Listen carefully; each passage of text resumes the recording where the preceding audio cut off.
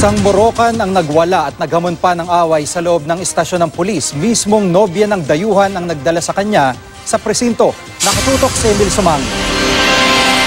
You take my watch! Call the police!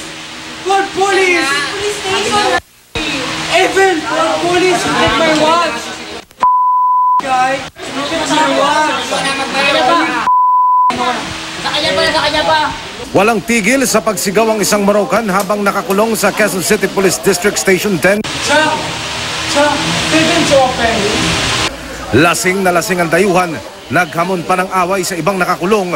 Pinosasa ng mga pulis ang Morocan para hindi makapalakit pero tuloy pa rin siya sa pagwawala. You! I will your mother! You! You make me this position! You! Binantaan din niya ang iba na papatayin. I will kill you! You will see! I will spend all my money to kill you! Pilit siyang pinakakalma ng mga preso sa loob, pinainom ng tubig at pinunasan. Isang babaeng kasamahan pa ang kumausap sa kanya para pakalmahin.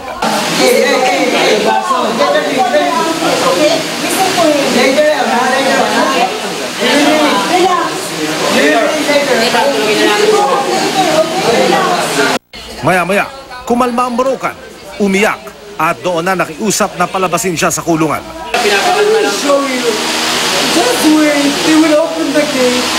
Bago makulong, nagwala raw sa isang gimikan ng Morocan habang kasama ang kanyang girlfriend.